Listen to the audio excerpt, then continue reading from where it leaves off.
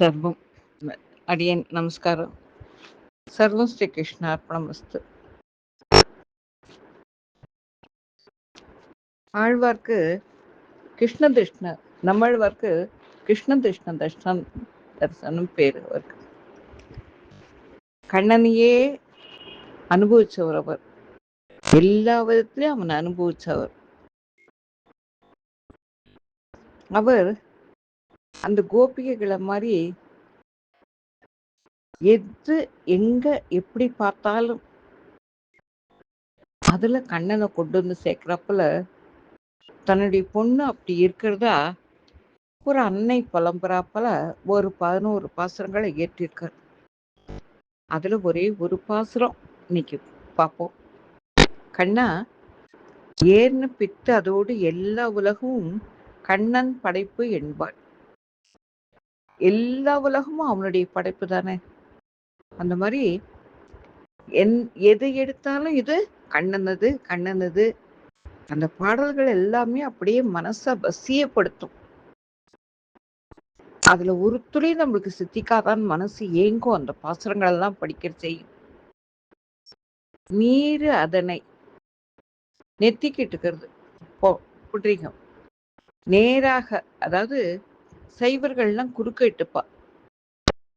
குறுக்க இட்டுக்கிட்டாக்க பரமபதம் போக முடியாது. நம்ம நெத்திக்கு இட்டுக்கிறதே கீழேந்து மேலே இட்டுக்கணும்னு சொல்லி பெரியவாள்லாம் சொல்லுவா. கீழேந்து மேலே, இந்த பூலோகத்திலேருந்து இந்த விபூதியிலேருந்து அவங்கிட்ட பரமபதம் போகணும். நேராக இடக்காணில் திருமால் அடியார் என்று ஓடுவாள். யாராவது பழிச்சுன்னு நெத்தி இட்டு இருந்தா நம்மளும் அவளை வணங்கணும். மனசாலியாத அவளை வணங்கணும். அவ திருமாலுடைய அடியார். ஒருத்தருக்கு நெத்தி இட்டுக்கிறதுக்கு வாச்சிருக்குனாக்க அவனுடைய கருணை இருந்தாதான் முடியும். அப்படிப்பட்டவா அந்த அடியார் குழாங்கள்ல இருந்தமனாதான் நம்மளாலையும் சித்திக்க முடியும். நாரும் மலர்த்துழாய் மலரது கண்டால் நாராயணன் கண்ணி இது என்பார். எங்க துளசி மாலையை பார்த்தாலும் இது நாராயணனுக்கு உகந்தது. ஏபிஎன் சுவாமிகள் சொல்வார், நம்ம ஒரு சாதாரண ஒரு இடங்கள்ல போறோம், அனாவசியமா பூக்கள்லாம் பூத்து யாருமே பறிக்காத அது பாட்டுல வாடி போயிருக்குனாக்க, ஐயோ இது நம்ம கிட்ட இருக்கக்கூடாதா, நம்ம கண்ணனுக்கு இதை பறிச்சு போடக்கூடிய பாக்கியம் நம்மளுக்கு கிடைக்க கூடாதான்னு ஏங்கணுமா. ஏபிஎன் சுவாமிகள் சொல்வார் அது. அந்த மாதிரி அந்த எங்க துளசி மாலையை பார்த்தாலும் அது நாராயணனுக்கு இங்கே இருக்கே, இது நாராயணன் கிட்ட தானே போய் இருக்கணும் அப்படின்னு சொல்லி ஏங்குவாளாங்க. தேறி அதுவும் தேராதது மாயோன் திறத்தனள். அவ தேர்றாளா, தேறி இல்லாத இருக்காளா, எப்படி இருக்கா அப்படின்றது தெரியல. மாயோன் திறத்தனள், அவங்க வசம் இருக்காவோ, இந்த உலகத்துல எங்க வசத்துல இல்லவோ மாயோன் வசம் அவனுக்கு ஆள்பட்டு இருக்கா. இவள் அவள் அந்த மகாலட்சுமி மாதிரி அவனை விட்டு அவனை நினைக்காத, அவனுக்கு இல்லாத அகல்களேன்னு இறையும் என்றும் அலர்மேல் உரையும் மறைமார்பான்னு இருக்காளே மகாலட்சுமி. அந்த மாதிரி எல்லாத்துலயும் இவ பகவான கண்ணனை தான் பார்க்கறா அப்படின்னு சொல்லி சொல்றார். அந்த பாசுரங்கள் எல்லாமே மனசை உருக்கக்கூடிய பாசுரங்கள். அடியன் ஒன்னுத்த மட்டும் உதாரணத்துக்கு எடுத்து காட்டினேன். ஏன்னா இவர் சொல்வார், வேலுக்குடி கிருஷ்ணன் சுவாமிகள் சொல்வார், எந்த பொருளை காட்டினாலும் அதுல ஏதாவது ஒரு ஆத்மா பரமாத்மாவா பகவான் இருக்கான். புஸ்தகம், பேப்பர் எதுலையுமே அதுல பகவானை பார்க்கணும். நம்ம எதையுமே ஒரு அலட்சியப்படுத்தக்கூடாதுன்னு சொல்லி வேலுக்குடி சுவாமிகள் சொல்வார். எல்லாத்துலயும் அவன் இருக்கான், எல்லாத்துலயும் அவனை நினைச்சுக்கணும் நம்மன்னு சொல்லி சொல்வார். அந்த மாதிரி எல்லாத்துலயும் கண்ணன் இருக்கான், எந்த ஒரு பொருளையும் கண்ணன் இருக்கான். இது சாதாரண வஸ்து இல்லை அப்படின்னு சொல்லி இது பண்ணணும். பெரியவாள்லாம் சொல்லுவா, நம்ம கிட்ட பழைய பெருமாள் படம், பழைய கேலண்டர்லாம் கிழிஞ்சு போயிடுத்து பழசாயிடுத்துனா கூட அதை ஓடுற தண்ணியில போடணுமே தவிர குப்பையில தூக்கி போடக்கூடாதுன்னு சொல்லுவா. அதுல அவன் ஆவாகனம் ஆயிருப்பான். ஒரு பெருமாள் படம் இருக்குனாக்கா அதுல அவன் ஆவாகனம் ஆயிருப்பான்.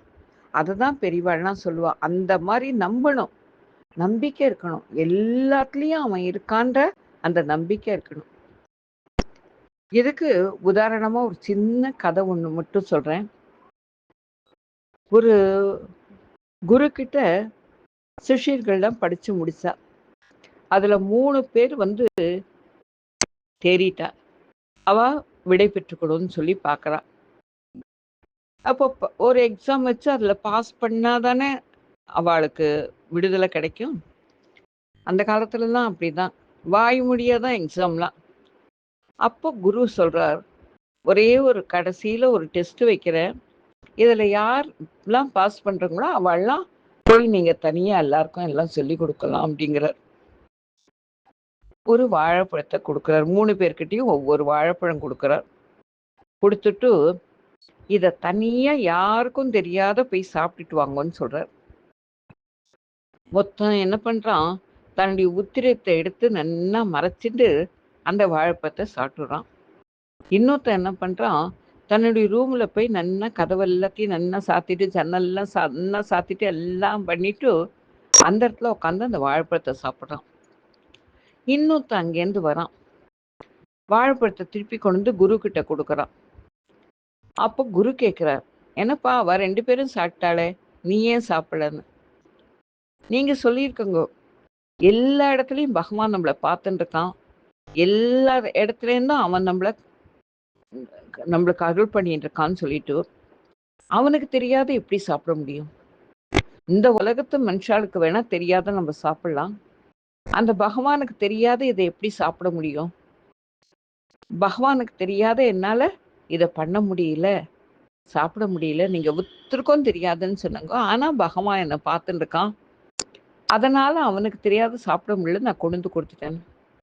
அவ 2 பேரையும் நீங்க இன்னும் கொஞ்சம் படிக்கணும், உங்களுக்கு இன்னும் கொஞ்சம் தெரியணும், இவன் மொத்தம்தான் பாஸ் பண்ணியிருக்கான், இவன் போய் 4 பேருக்கு நல்ல விதமா சொல்லி கொடுக்கட்டும் அப்படின்னு சொல்லி அனுப்புவாராம். அந்த மாதிரி காணும் பொருள் எல்லாத்துலேயும் அவனை பார்க்கணும், ஏதோ ஒரு ரூபத்துல பார்க்கணும். அந்த மாதிரி நம்ம வாழ கத்துக்கணும். இத அமுதனார் எப்படி சொல்றார் அப்படின்னாக்க, அவன் எப்படிப்பட்டவன், அவனை எப்படி எல்லாத்துலயும் நம்ம அனுபவிக்கிறது அப்படின்னா, சரணம் அடைந்த தர்மன் அவனுக்காகி பண்டு நூற்றுவர் அவரை மரணம் அடைவித்த மாயவன். அந்த பாரத போர்ல நீதான் வேணும்னு சொல்லி சரணாகதி பண்ணிட்ட அந்த 5 உன்னுடைய படை இருந்தா போறோம்னு சொன்னா துரியோதனன், நீ மட்டும் இருந்தா போறோம்னு சொன்னா பஞ்ச பாண்டவா. அதுக்கோசரம் தகடனா சாமர்த்தியம் பண்ணி அந்த பாரத போற வெல்ல வச்சாங்க இவாழ. அவளை 100 வரை மரணம் அடைவித்த மாயவன் அவன். அவனை வணங்க வைத்த கரணம், இந்த கரணங்கள், இந்த கை கால் எல்லாமே, கண்ணு அவனை பார்க்கணும், கைகளை அவனுக்கு ஆராதனை பண்ணணும், கையை அவனுக்கு கூப்பிடணும், கால் அவனுக்கு கோயிலுக்கு போகணும், அந்த மாதிரி வணங்க வைத்த கரணம். இவை உமக்கு அன்று என்று ராமானுஜன், இந்த கரணங்கள் உனக்கு கிடையாது. நீ கண்ணால கண்டதையும் பார்க்காத, காதால கண்டத்தையும் கேட்காத, வாயால கண்டத்தையும் சாப்பிடாத, இந்த கரணங்கள்லாம் அவனுக்கோசரம் அவனை பண்ணிட்டு அவங்கிட்ட போய் சேர்றதுக்கோசரம் தான் அவன் படைச்சிருக்கான வழிய உனக்கு இல்லை இதெல்லாம் என்று உயிர்களுக்கு அரண் அங்கு அமைத்து இளன் ஏல். எல்லாருக்கும் ஒரு அரண், ஒரு மதில் கட்டி இந்த கரணங்களால நீங்க இதைதான் பண்ணணும் அப்படிங்கிற ஒரு உபதேசத்தை அன்னைக்கு ராமானுஜர் நம்மளுக்கு கொடுக்கலனாக்க, மற்றும் இந்த 6 இருக்கிறது வேற அரண்யார். இந்த கரணங்களால அவனை துரு, கண்ணால மனசால கையை கூப்பு, காலால கோயிலுக்கு போ, இந்த மாதிரி இந்த கரணங்களை கொண்டு அவனை ஒவ்வொரு பொருளையும் அவனை பாரு, அவன் இருக்கான், அவன் நம்மளை காப்பாத்துவான், அவன் நம்மளை காப்பாத்துவான் நம்பு. பஞ்சபாண்டவரா மாதிரி நம்பு. என்ன நடந்தாலும் கண்ணன் நம்மளோட இருக்கான், நம்மள கண்ணன் காப்பாத்துவான் அப்படிங்கிற ஒரே தீர்மானத்துல அவள்லாம் எப்படி இருந்தாலோ அந்த மாதிரி கண்ணன் நம்மளோட இருக்கான், கண்ணன் நம்மளை காப்பாத்துவான், கண்ணன் நம்மளை காப்பாத்துவான்னு சொல்லிட்டு அந்த ஒரு நம்பிக்கையோட சர்வம் கிருஷ்ணார்ப்பணமஸ்துன்னு சொல்லிட்டு எல்லாத்தையும் நம்ம உடம்பு நம்ம ஆத்மா எல்லாத்தையும் அவனுக்கு சமர்ப்பணம் பண்ணி அவன் அருளால அவனை அடையறதுக்கு வழி காண்போமாக. அடியேன் குற்றங்குறைகளை க்ஷமிக்க பிரார்த்திக்கிறேன். அடியேன் சர்வம் ஸ்ரீ கிருஷ்ணா அர்ப்பணமஸ்து. அடியேன்.